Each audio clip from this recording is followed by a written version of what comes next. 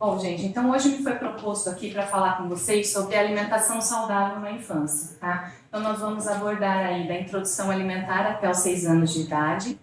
Eu coloquei alguns tópicos para a gente poder trabalhar, então nós vamos falar da importância da alimentação saudável na primeira infância. Nós também vamos falar sobre a introdução alimentar, quais são os nutrientes essenciais, né? Como construir uma dieta equilibrada para esse bebê. Vamos falar de um tema também muito atual e muito visto na prática clínica, que é a seletividade alimentar.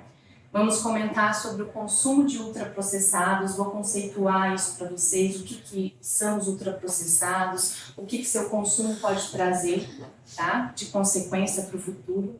E qual é o papel dos pais e dos cuidadores na alimentação infantil.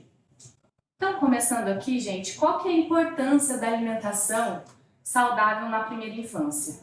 A alimentação saudável é extremamente importante para o desenvolvimento adequado dessa criança. Então, o ganho de estatura, o ganho de peso, o desenvolvimento cognitivo dessa criança, né? Desenvolvimento mental, desenvolvimento emocional dessa criança. A alimentação saudável na infância, ela vai estabelecer os padrões alimentares. Então, são nesses primeiros dias aí de alimentação, é nessa primeira infância que os hábitos alimentares são construídos. Então, esses hábitos, eles vão ser desenvolvidos nessa fase. Os hábitos que são desenvolvidos nessa fase, eles tendem a perdurar até a vida adulta. Então, uma alimentação saudável vai fazer você ser um adulto que come saudável. A alimentação saudável ela também vai prevenir deficiências nutricionais na infância. As deficiências nutricionais mais comuns na infância, como a anemia ferropriva, né, que é a anemia por deficiência de ferro. Nós conseguimos prevenir o raquitismo, que é uma doença causada pela deficiência de vitamina D.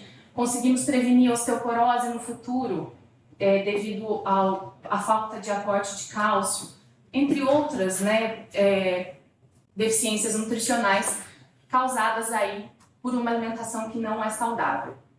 E também nós conseguimos prevenir doenças crônicas não transmissíveis, como obesidade, diabetes, pressão alta, alguns tipos de cânceres, né? Então já temos aí pesquisas que mostram uma associação entre hábitos alimentares inadequados e o desenvolvimento dessas doenças na vida adulta. Então vamos começar, né, com a introdução alimentar. Quando eu devo começar a introdução alimentar? Apenas a partir dos 6 meses e quando essa criança apresentar os sinais de prontidão. Fran, mas eu não posso começar antes? Não posso começar com 4 meses? Meu bebê vai entrar na creche.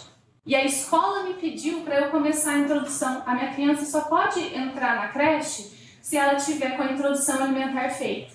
Não, tá? Faltam políticas públicas para a gente para que essa escola seja orientada, que a criança só deve iniciar a introdução alimentar a partir dos 6 meses e com sinais de prontidão.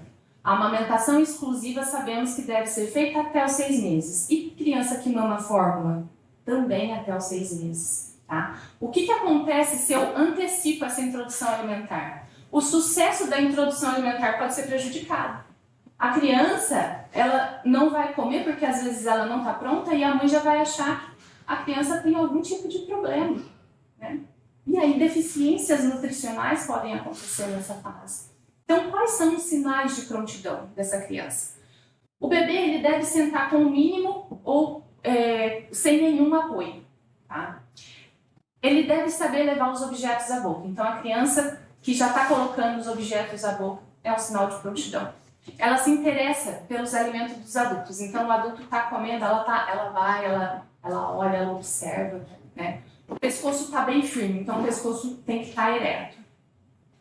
E o reflexo de protusão de língua deve estar diminuído.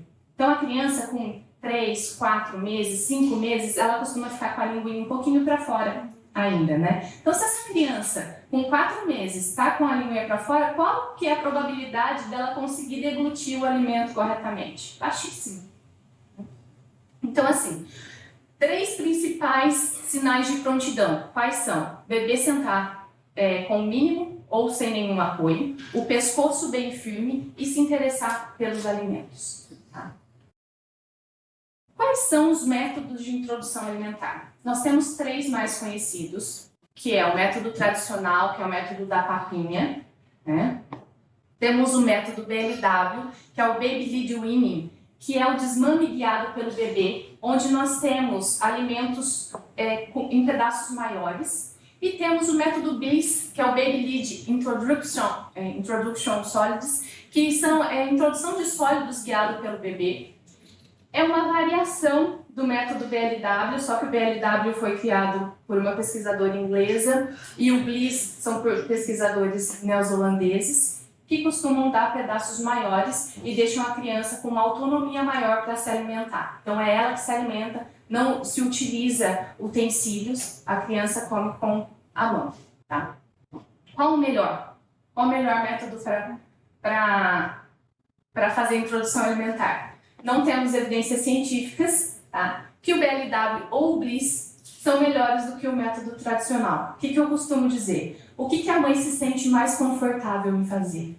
Porque às vezes tem muito, como a internet é terra de ninguém, muitos blogs, né? Muita gente falando no Instagram que o BLW é melhor, mas às vezes a mãe não se sente confortável em fazer, tem medo de engasgo, apesar de sempre explicar que tem reflexo de gag, que é quando é diferente do engasgo, né? Que é quando a criança coloca uma quantidade maior de alimento na boca, ela vai ter o reflexo de voltar e aquilo não está sendo um engasgo.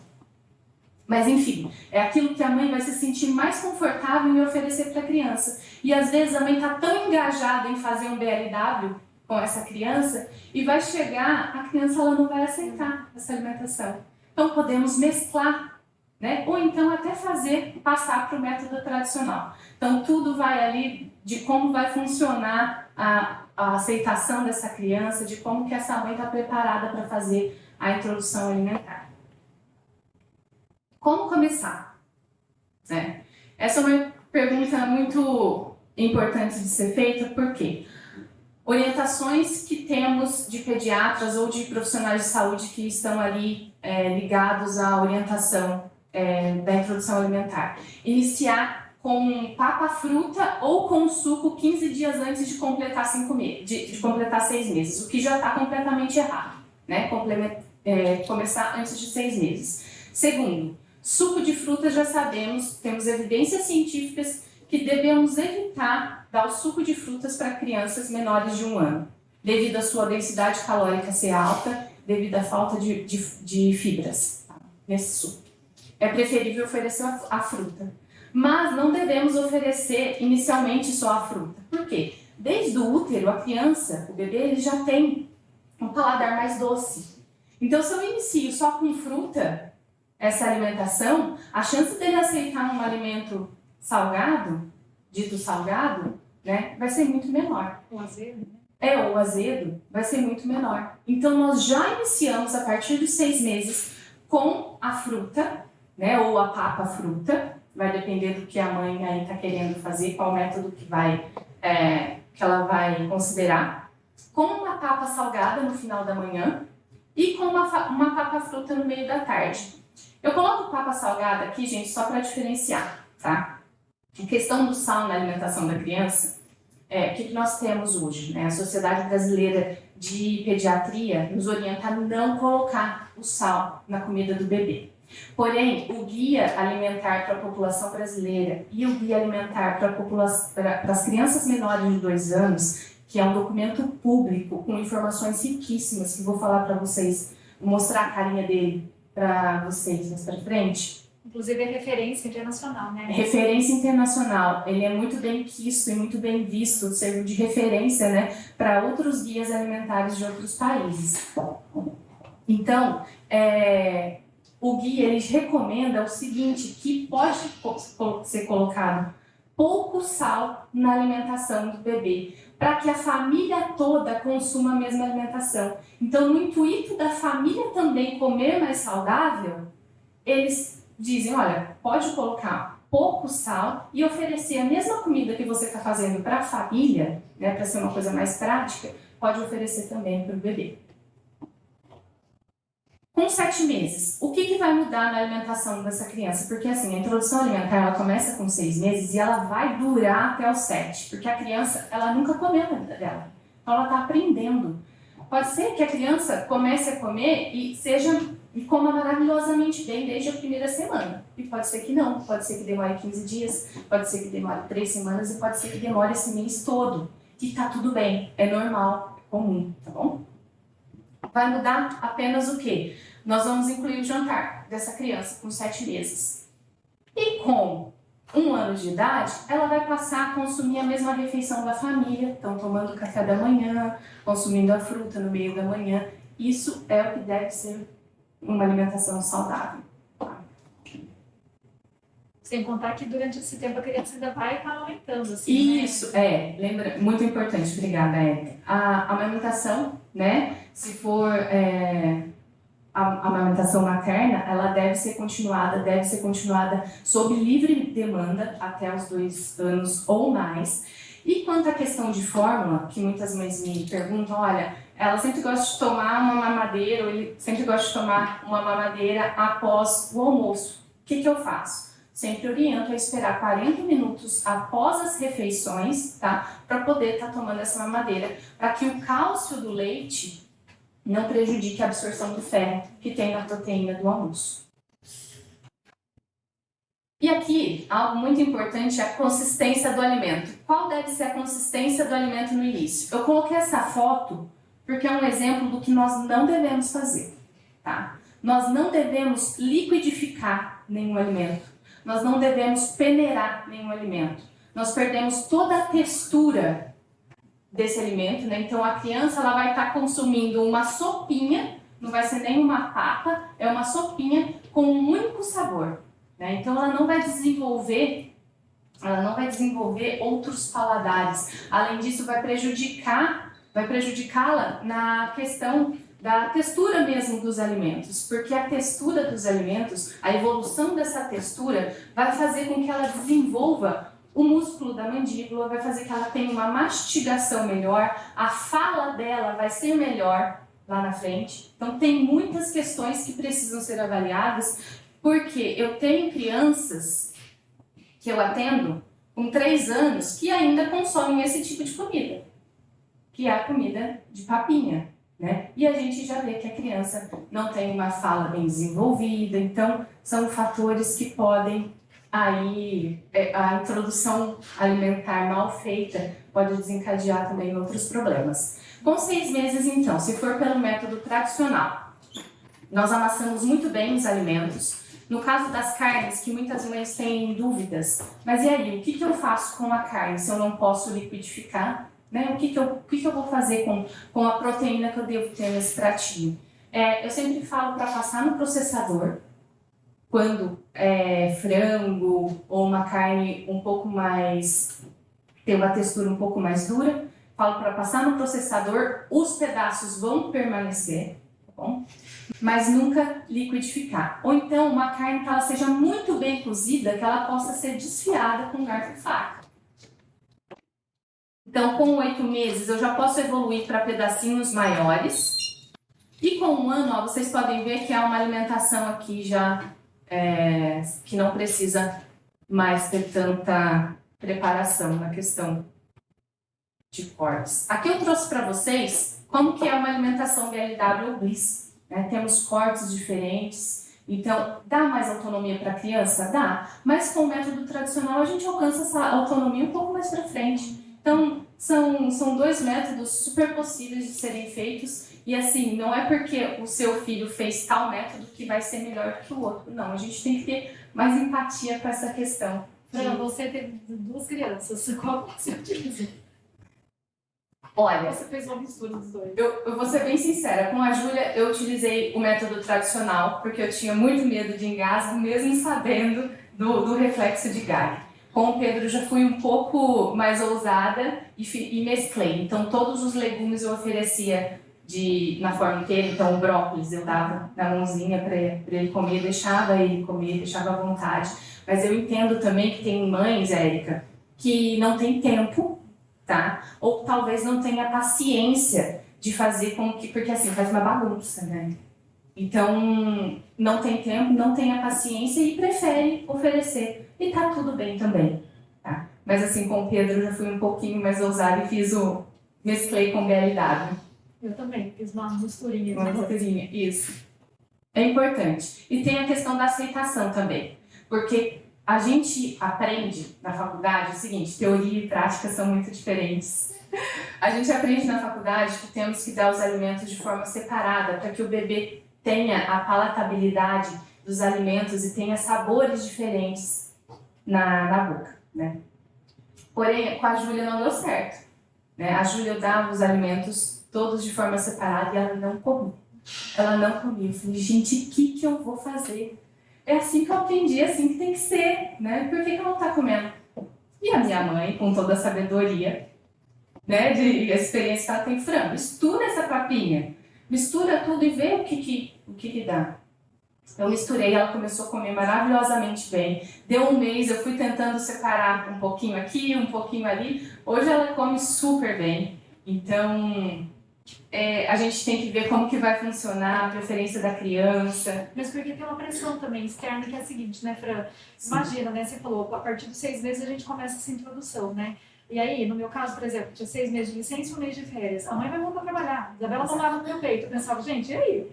Como que vai ser, né, se ela não aceitar bem a comida? Por isso que eu pensei, não, para mim o melhor vai ser aquilo tradicional, depois fui mesclando também com variedade, sabe? Isso. Tem que ver a situação ali, né? É a situação da família, né? A rotina que tem na casa, da criança, a aceitação da criança. Então, são muitos olhares que precisam estar atentos.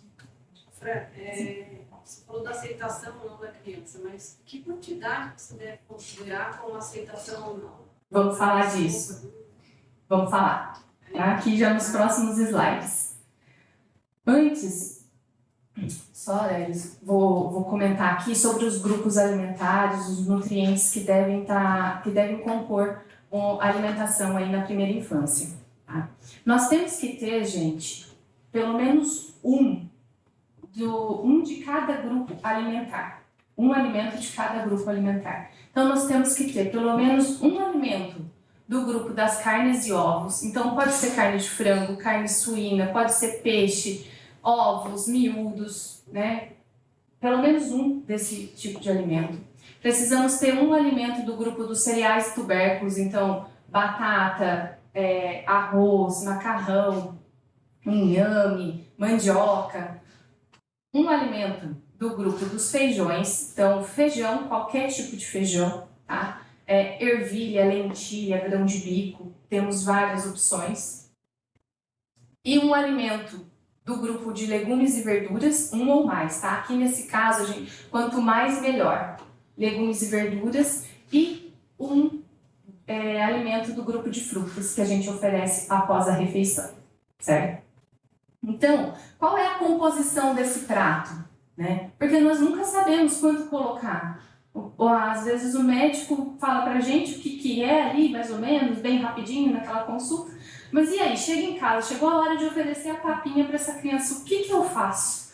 Quanto que eu vou colocar de cada coisa para essa criança? Então, esse desenho aqui, ó, é muito importante. Ele dá a proporção pra gente de cada grupo alimentar que eu devo colocar. Então, o prato, ó, quase metade dele é formado por carboidratos. 10% só de carnes e ovos. 30% de legumes e verduras. E 20% de feijões. O que isso representa em um prato de um bebê? Importante também água. Fundamental. A partir da introdução alimentar, nós já precisamos oferecer água para essa criança. Tá? O funcionamento do intestino, entre outros benefícios. Aqui eu trago para vocês, ó, a proporção correta de um pratinho para bebê, tá? Qual é a quantidade que temos aqui? Essa quantidade aqui, ó, a gente inicia com 2 a 3 colheres de sopa. E aí a mãe acha que o neném tem que comer 2 a 3 colheres de sopa de feijão, 2 de arroz, 2 de carne e 2 de legumes. Aí o bebê não come nada disso, fica desesperado, o bebê dela não vai comer, né? Já acabou ali para ela. Ô, Fran, achei tão engraçada essa angústia que você fez quando você chega em casa. O que a gente faz? O que a gente faz? É exatamente essa pergunta. Manual, às vezes você não tem rede de apoio, né? É uma coisa complicadíssima. Então, a partir de 6 meses, a gente inicia de 2 a 3 colheres de sopa, tá? De todos os alimentos e naquela proporção daquele pratinho que eu mostrei. A partir de 7 meses, essa criança começa a comer um pouco mais, porque ela começa a tomar gosto pela alimentação. Tá? Então, ela já pode comer até uma tigelinha de 250 ml. É muita comida. Tem criança que não vai comer isso. E tem criança que vai comer até um pouquinho mais. A criança, ela tem uma autorregulação. É fisiológico. Então, quando ela não quiser mais, está tudo bem. Tá? Se ela quiser mais, ofereça mais. De 9 a 11 meses, ela já passa para até uma tigelinha de 300 ml. Então, só para vocês terem uma noção do que é isso, é um copo de requeijão, tem 240 ml. Tá? Só para vocês terem uma noção da proporção que essa criança vai comer. E aí, de 12 a 24 meses, uma xícara, uma tigelinha, né, também de 300 ml. Tem criança que não come isso, tá? Tem criança que não come isso, tá tudo bem. E tem criança que vai comer mais do que isso. Então, tudo a gente tem que fazer uma avaliação. A Helena me falou uma coisa uma vez, Helena Raposo, que eu não esqueço até hoje, eu falo disso até hoje com o marido.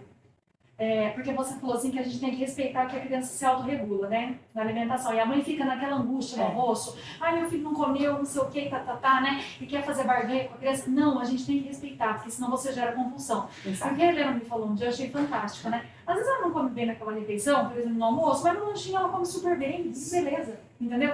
Outra coisa, você vai lá e dá aquela comida que de repente a gente mesmo, nós, né, adultos, às vezes você tem uma refeição que você não quer aquela, né? Aí a mãe vai lá e pega aquilo que a criança não comeu no almoço, coloca na geladeira e vai querer dar como jantar para a criança também não vai comer aquilo. Sabe o que eu acho que às vezes falta muito, Érica? Helena, obrigada, você salvou a vida naquela ocasião. Acho que falta empatia, sabe? De se colocar no lugar daquela criança. Os pais não fazem isso. Porque às vezes, é o que você falou, às vezes nós também não queremos comer naquela refeição, mas à tarde nós vamos comer um pouco melhor. Né? Às vezes eu não estou com fome, ou eu tomei um café da manhã um pouco mais tarde. Enfim, são fatores que precisam ser avaliados. O que não pode acontecer é fazer substituição. Tá? Nós vamos falar um pouquinho mais para frente. E quais os alimentos que eu devo evitar nos 2 primeiros anos de vida? Né? Sabidamente, açúcar. Não devemos oferecer nenhum tipo de doce para a criança. Nem açúcar adicionado. Então, assim, um bolo que contém açúcar, não devemos oferecer para crianças até 2 anos. Não devemos oferecer alimentos ultraprocessados, que vou comentar com vocês um pouquinho mais à frente, o que são esses alimentos. Além disso, não devemos oferecer mel até 1 ano de idade, devido ao risco de botulismo. Tá? Botulismo é uma doença que pode ser fatal para bebês. O risco é mínimo, mas mesmo sendo mínimo, a gente orienta a não consumir. Leite de vaca, até 1 ano de idade, não é recomendado que a criança consuma, devido a taxas altas de proteínas e gorduras que tem nesse leite. Então, até 1 ano de idade, a criança que mama a fórmula, ela deve continuar com a fórmula que ela é feita especificamente para a idade daquele bebê. Ovos com gema mole e carnes mal passadas também não devem ser consumidos até os 2 anos de idade, tá? Devido também a risco de diarreia, por contaminação de salmonelose, então, entre outros prejuízos. E aqui, agora as coisas começam a complicar um pouquinho mais. Né? A criança fez 2 anos, você conseguiu fazer a introdução alimentar, até o momento você estava no controle. Até o momento era a mãe que ia lá, né? Dá comida, oferece, tal, prepara. Com 2 anos, a criança sabe abrir a geladeira, a criança sabe abrir o armário, e dependendo do ambiente que ela está, ela abre o armário, tem um salgadinho de pacote lá dentro. Ela abre a geladeira, tem Danone de sabor de chocolate lá. E a criança é esperta, a criança é inteligente. Esses alimentos têm um alto grau de palatabilidade. São alimentos feitos exclusivamente para isso, né? Se a gente tem isso na nossa casa, o que a criança vai fazer? A mãe vai lá, ela faz a comida com todo carinho, vai oferecer à criança. Eu não vou comer. E aí começam as birras, a criança começa a chorar, a mãe faz aquela pressão em cima da criança para ela comer, ela não vai comer. E aí, tá bom, não vai comer, não come, não quer comer, não come. A criança, mais pra frente, dá uma horinha ali do almoço, a criança fala para a mãe que está com fome. Ah, vamos comer a comida. Não, não quero comida. O que você quer comer então? Ah, eu quero o salgadinho que está dentro do armário. O que a mãe vai fazer? Ah, é melhor, algumas, tá? Não estou generalizando. Melhor ele comer o salgadinho do que não comer nada. Pronto. Substituiu, a criança ganhou. No lugar da fruta, à tarde, eu não quero fruta, eu não quero fruta. Ah, então o que vai comer? Vamos comer então. O que tem na geladeira que você quer comer? Ah, eu quero Danone. Vai lá, come o Danone. Tá? Então, aqui, a partir daqui, a criança começa a ter as suas preferências. E dentro do ambiente que ela está inserida, isso pode ser modificado. E a criança começa a ser seletiva. Ela começa a ter as suas preferências alimentares. E o que é a seletividade alimentar? A gente caracteriza a seletividade alimentar quando a gente tem a presença simultânea dessa tríade, que é baixo apetite, rejeição do alimento e falta de interesse da comida. Tá? Então, nesse caso, a criança é seletiva, o que causa restrição na variedade de alimento consumido e neofobia. O que é neofobia? É o medo, né, a aversão a experimentar novos alimentos. Então, nem adianta, né, a mãe já fala, nem adianta oferecer que não vai querer. Tá? Geralmente, a seletividade alimentar está presente na fase pré-escolar e em ambientes desfavoráveis, elas tendem a se acentuar, ou seja, aumentar esse grau de seletividade que podem permanecer até a adolescência. E pior ainda, elas podem se transformar em um transtorno alimentar, que vou falar daqui a pouco. Tá? Quais são as possíveis causas, né, da seletividade alimentar? Uma introdução tardia de alimentos sólidos na introdução alimentar. Então, se eu liquidifico esse alimento ou se eu amaceto esse alimento sempre, eu vou ter uma seletividade e não vou querer comer alimentos com texturas mais firmes. Experiências indesejáveis da alimentação, como vômitos, engasgos, refluxos, também pode fazer com que a criança seja mais seletiva. Influência parental expressa através da pressão alimentar. Então, o pai está ali, você tem que comer, você tem que comer, você tem que comer, precisa comer. Não explica porquê, tem toda aquela pressão em volta da mesa, é um ambiente totalmente estressante. A criança, ela vai saber que a comida para ela é uma pressão e ela não vai querer comer mesmo. Alguns efeitos colaterais, né, de determinados medicamentos pode causar a seletividade alimentar. Então, tem medicamentos que algumas crianças tomam que deixam um gosto mais amargo na boca, e aí isso vai também determinar o tipo de alimento que está sendo... Acho que acabou. O tipo de alimento que essa criança vai ter maior preferência. Alergias e intolerâncias alimentares também fazem com que essa criança seja mais seletiva, e diabetes mellitus tipo 1 também pode levar à seletividade alimentar. Então, o que nós temos que tomar cuidado para que essa criança não venha a desenvolver transtorno alimentar restritivo evitativo, que é o TARI.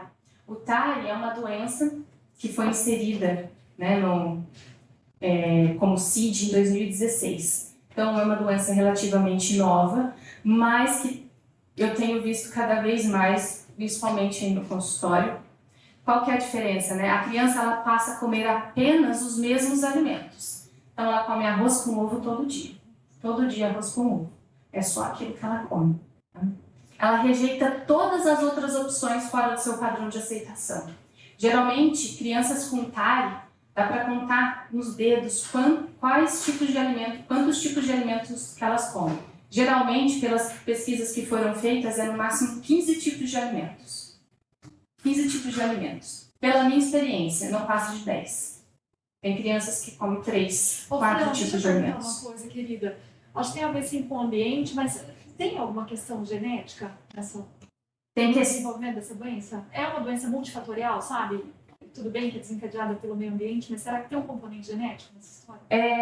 Então, Érica, geralmente crianças que apresentam outros transtornos têm mais probabilidade de ter esse tipo de transtorno. Então, crianças com TDAH, crianças com autismo, tá? Transtorno do aspecto autista, síndrome sensorial, né? Que é aquela síndrome que a criança tem a hipersensibilidade dos sentidos visão, audição, paladar, tá?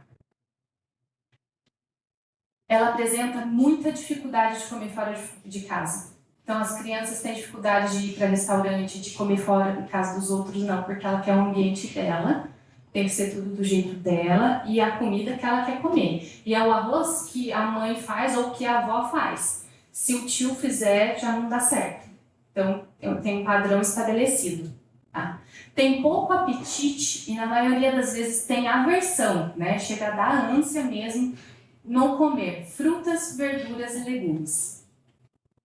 É mais comum em pessoas que já têm outros transtornos, porém, ele pode acontecer com qualquer criança ou em qualquer idade, tá? Em qualquer fase da vida e pode persistir por anos. Então, precisa de tratamento psicológico, psiquiátrico, tá? Sempre com um profissional atento.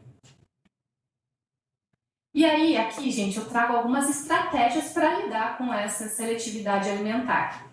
Então, a gente deve oferecer sempre, né? Mesmo que a criança não coma, oferecer todos os dias em todas as refeições. O contato diário é indispensável. Então, assim, nós devemos oferecer para aquela criança. Ela deve saber que aquele alimento é importante estar no prato dela. Então, hoje eu não quero comer brócolis, e tem brócolis, coloque no prato dessa criança, ofereça para ela. Olha, você não quer comer hoje? Tudo bem, mas eu estou colocando aqui para você saber que é importante, que você deveria comer, mas se você não quer comer hoje, tudo bem. Continue oferecendo, não desista. Tem que insistir, mas não pode forçar também, né? A criança ela não vai ficar com fome ou desnutrida se não comer naquele horário, né? E nessas situações, forçá-la a comer vai ser ainda pior. Aí ela vai pegar a repulsa daquele alimento mesmo. Então a gente sempre deve estar insistindo, mas nunca forçando. Nunca substituir, como eu disse, né? Pode ser um caminho sem volta. Uma vez que você substituir, a criança esperta do jeito que é, ela sempre vai saber que vai ter outro alimento, geralmente da preferência dela. Né? Não comeu? Então espera a próxima refeição. Então vai comer a fruta, então na próxima refeição, então o jantar ali para poder se alimentar melhor. Pular uma refeição vai causar desnutrição, né? Não, a substituição ela é muito mais danosa do que isso, com certeza. A substituição é bem pior. Apresente os alimentos fora da mesa. Eu sempre trago isso para as mães no consultório. Então, assim, a alimentação ela não deve estar somente na mesa. Leva a criança no supermercado, apresenta os alimentos para ela, leva ela na feira. Quando passar um desenho que tem um alimento, fala, olha lá, aquele personagem que você gosta está comendo tal tipo de alimento, quando for possível. Histórias infantis que contenham alguma comida, frisa a alimentação quando a criança já está mais seletiva, né? Brinquedos, tem muitos brinquedos hoje, aquelas frutinhas de cortar. E se você não sabe para que aquele alimento serve especificamente, na fase de seletividade alimentar, dá uma inventada. Olha, esse kiwi é verde, igual o Hulk. O Hulk, quando come kiwi, ele fica mais forte. Tá? Então, assim, usar mais o lúdico com essa criança. Né? Envolver elas nas preparações. A criança ela adora ir para a cozinha, ela adora ajudar nas preparações culinárias, ela adora fazer um bolo. Então, chamar essa criança para ajudar é muito importante. E o que a outra palestrante também falou, ser exemplo. Né? Nós precisamos ser exemplos para os nossos filhos. As crianças elas imitam muito os pais, os familiares. Então, coma junto com ela, mostrar prazer para ela na alimentação. Então, se eu não como frutas e verduras, como que a minha criança vai comer frutas e verduras? Se eu faço, se tem no ambiente que eu fui criada, se no ambiente que eu estou construindo tem frutas, verduras e legumes, a criança vai comer o que eu estou comendo. E eu sou o maior exemplo dessa criança. Outra coisa importante que eu acho, Fran, que tem que ser ali ombro a ombro, né? O casal. Porque Isso. assim, ó, por exemplo, o meu esposo, ele apresenta uma seletividade alimentar grande, assim, sabe? Mas nessa questão da introdução, ele sabia muito da importância da Isabela comer todos os tipos de carnes, todos os tipos de legumes e tal. Então eu sempre falei com ele assim, ó, por favor, nunca manifeste. Por exemplo, ele não gosta de jeito nenhum de comer carne de porco. Eu sempre ofereci pra ela. Então ele nunca falava assim, mas isso... que Nossa, vai oferecer isso pra ela? Não, então a gente acordou que não ia ser dessa maneira, que ia ser o mais natural. Porque eu como, ela come, ela aprendeu. O Alex não come, no dia que é isso, ele come outra coisa. E aí, agora que ela é mais velha, ela chega, papai, come isso. Papai, prefere comer isso aqui hoje, entendeu? Ao invés de fazer uma abordagem mais negativa sobre aquele alimento que ele não pode. É muito importante falar dessa comunhão de ter entre casais, né? E não só entre casais, mas entre os cuidadores, porque às vezes a criança fica com a avó ou fica com o avô, né? E dentro de casa é uma coisa, fora é outra. E a avó deixa a criança, né, comer, ou porque não comeu aqui, então eu vou oferecer um docinho, ou vou oferecer um salgadinho. Então a família tem que estar toda alinhada, tem que estar em harmonia para que essa fase passe, né, da seletividade alimentar e para que essa criança possa comer realmente de tudo. Né, fazer as refeições serem agradáveis. Então, como eu disse, se é um ambiente estressante para a criança, ela não vai querer comer, ela sabe que o horário de se alimentar vai ser muito ruim para ela. Né? Então, é um momento de todos sentarem, conversar, evitar ao máximo o uso de tela. Geralmente, né, quando vão se alimentar juntos, os pais ou os cuidadores que estão ali, tá sempre com o celular à mão. Então, evitar, tentar conversar, perguntar como foi na escola e fazer daquele ambiente um ambiente mais saudável e agradável. Nunca rotular o filho, né? Isso aqui é muito, muito ruim, mas é costumeiro a gente ver isso. Meu filho é chato para comer, perto dele, geralmente. Ele não come banana. Não adianta nem oferecer que não come banana. Tem que deixar a criança responder por ela mesma. Quando a gente rotula, nós mesmos deixamos de oferecer aquele alimento para a criança. Né? Nós estamos fazendo ela ser seletiva. Então, nunca devemos fazer isso. E oferecer, gente, preparações diferentes. Então, a criança ela não está comendo a cenoura cozida no almoço. Um bolo de cenoura. E se eu levar essa criança para fazer um bolo de cenoura? E ela gostar do bolo? Ou então você não leva ela para fazer o bolo e oferece um bolo de cenoura para ela. E ela gostou. Olha, filha, sabe o que tem aqui dentro? Aquela cenourinha que você não comeu, a mamãe colocou aqui dentro. Né? A vovó colocou aqui dentro. Você viu que gostoso que fica? Às vezes você não gostou daquele jeito, mas tem esse outro jeito. Fazer um muffin de espinafre. Geralmente eu falo um muffin do Hulk, ou eu faço a torta da Elsa, porque temos corantes naturais que podemos colocar na alimentação da criança para que também seja agradável para ela, que seja bom aos olhos dela, que ela come com os olhos aquilo. Então a gente usa o lúdico, né, e tenta fazer tipos de preparações diferentes com o mesmo tipo de alimento, tá bom? Se não comeu a batata, né, como está aqui cozida, ofereça em forma de purê, faça uma torta. Então são estratégias para driblar a seletividade alimentar. Por último, eu coloquei bem grandão aqui, porque eu acho que o que mais precisa é ter paciência, né? Não será de um dia para a noite que o seu filho vai começar a comer de tudo, né? É um trabalho diário, de muita dedicação e de muita persistência, desde a introdução alimentar, não só nessa fase. Então, temos que ter paciência. E agora, eu vou entrar aqui no consumo de ultraprocessados, porque a seletividade alimentar está muito ligada ao consumo de ultraprocessados. Então, quando eu não quero um alimento, eu sempre vou procurar aquele que é mais agradável, né? A criança sempre vai procurar o que é mais agradável, o que ela gosta mais.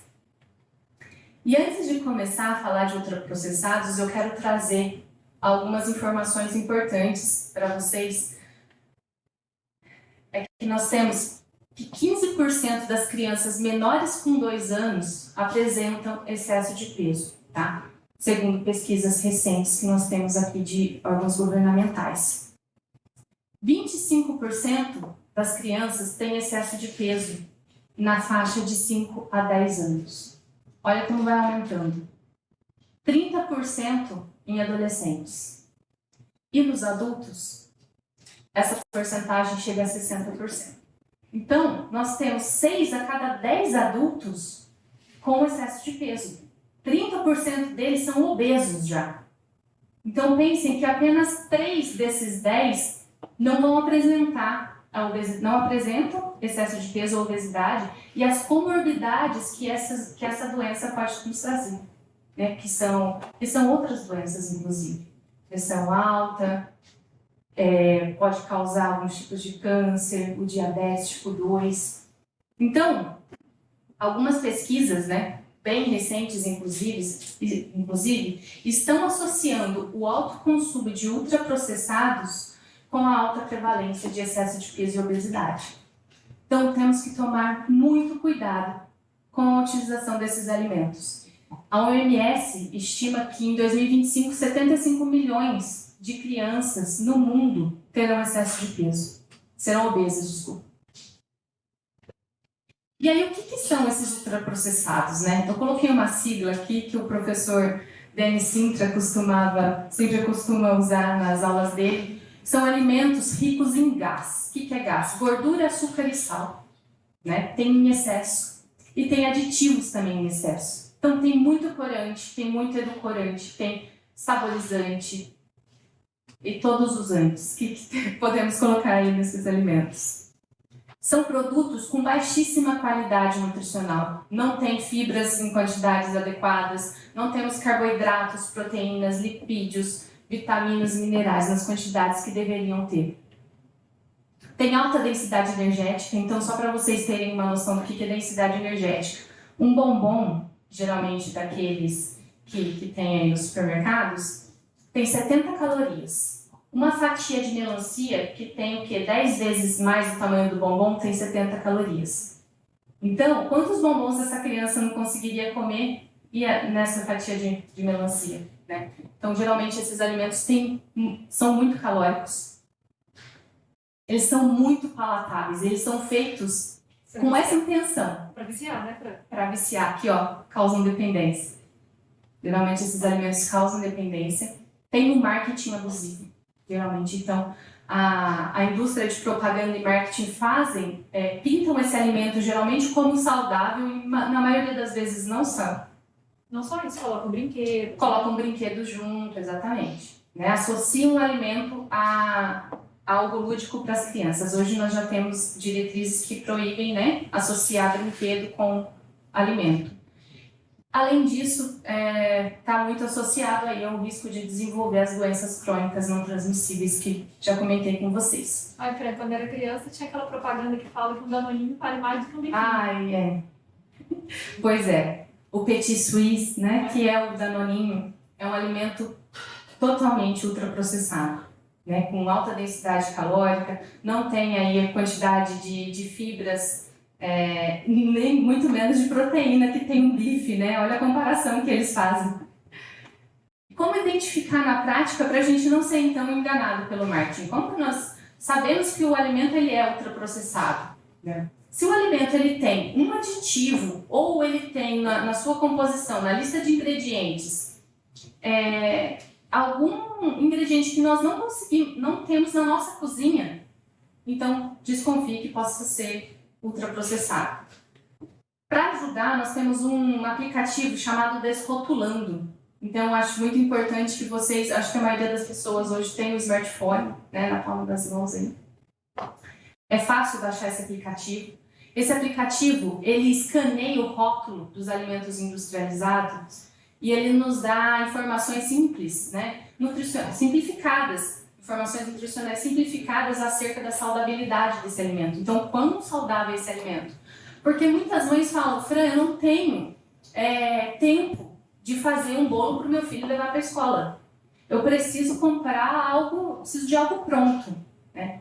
Tudo bem, eu explico para a mãe, olha, a padaria tal, lá, faz um bolo caseiro maravilhoso, vai lá e compra aquele bolo. Para levar para o seu filho.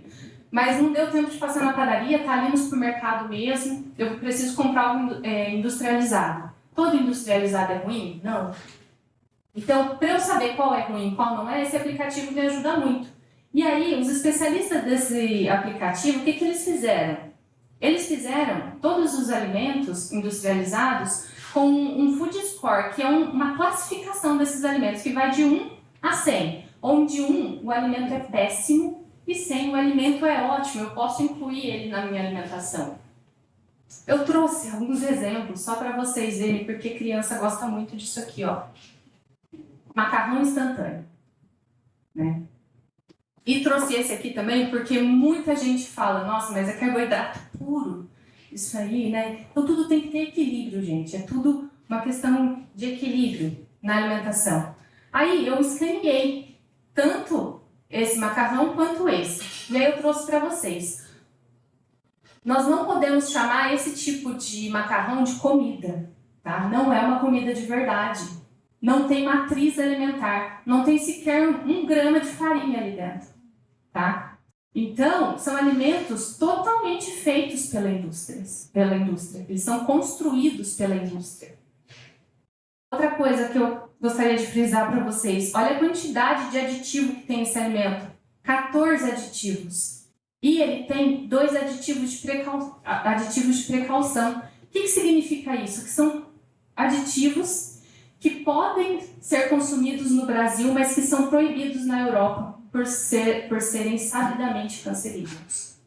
Então, nossa legislação ainda está devendo isso para a gente. E aí eu escaneei um macarrão galo, que é um macarrão aí de R$4,50, R$5 a gente consegue encontrar nos supermercados, não precisa ser exatamente dessa marca, mas é um macarrão que tem na sua composição ingredientes ali básicos que realmente precisam estar naquela preparação. Ele tem 2 aditivos apenas, mas são aditivos naturais, geralmente é o lúpulo e a cúrcuma, tá? E aí eu trouxe aqui, ó, para vocês verem o marketing agressivo, uma bolacha Nesfit. Essa bolacha, olha, vocês podem ver, tem uma mulher magra aqui, né? Temos cereais, temos um verdinho aqui, ó, 100% cereal integral. Então, para todas, né? Para todas as pessoas, a gente chega e vê um alimento desse, nós entendemos que é um alimento saudável. É o que está nos dizendo a embalagem desse alimento. E aí, quando nós vamos escanear, é um alimento muito ruim e que muitas vezes está na lancheira das crianças, né? Temos a opção boa, né? O aplicativo ele também nos dá opções. Eu quero levar aquele produto, nossa, mas é ruim.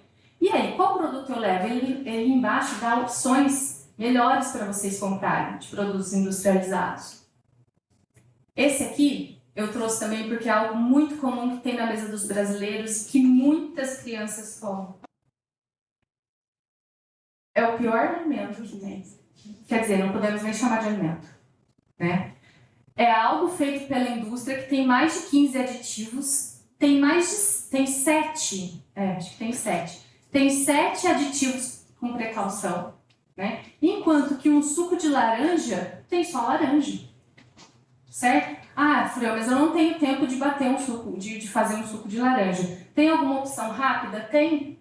Ó, a gente tem aí o suco integral, aquele suco 100%, né? Pode ser de uva, pode ser de laranja. Temos opções saudáveis também. E aí eu trouxe esse outro docinho aqui, que tem até em farmácia para vender, né? Também não é um alimento. E que muitos pais compram para agradar os filhos. Na verdade, estão prejudicando os filhos. E aí, para finalizar, eu trago então o papel dos pais e dos cuidadores na alimentação infantil. Para fechar, né? Então, amamentar até os 2 anos ou mais, oferecendo sempre somente o leite materno até os 6 meses, ou então a fórmula infantil, tá? Até os 6 meses. Oferecer os alimentos in natura ou minimamente processados, além do leite materno a partir dos 6 meses. Então, gente, por exemplo, arroz e feijão é minimamente processado. Um pão que é feito em casa, ele é processado, mas ele é feito com ingredientes naturais, então ele pode ser oferecido. É muito melhor você dar um pão francês que é feito na padaria do que comprar um pão de pacote, tá? Para oferecer para o seu filho. Oferecer a água própria para o consumo de crianças, ao invés de sucos refrigerantes, porque tem muita criança que troca o consumo de água por esse tipo de bebidas açucaradas, né? Oferecer a comida amassada, né, quando a criança começar a comer, para dar mais segurança para a mãe também. Não oferecer açúcar, nem preparações, né, de produtos que contenham açúcar a crianças até 2 anos de idade. Não oferecer alimentos ultraprocessados para as crianças. Cozinhar a mesma comida para a criança e para a família. Zelar para a hora da alimentação da criança seja um momento, né, de experiências positivas. Prestar atenção nos sinais de fome e saciedade dessa criança. Então, se ela não quer comer mais, respeita aquilo. Cuidar da higiene, né, em todas as etapas da preparação da alimentação dessa criança. Oferecer à criança uma alimentação adequada e saudável também fora de casa, então não é porque está fora de casa que pode comer todas as guloseimas que ela quiser, e proteger a criança da publicidade dos alimentos. Gente, essas recomendações, todas elas e toda a minha apresentação foi pautada no Guia Alimentar para a População Brasileira e no Guia Alimentar para Crianças Menores de 2 anos. Então, são 2 iniciativas públicas, tem informações riquíssimas aqui dentro, tem receitas, tem preparações, tem muita informação aqui, dá para ser baixado, é só colocar lá no Google, Guia Alimentar para a População Brasileira, você já tem esse documento em mãos. E agradeço a atenção de todos.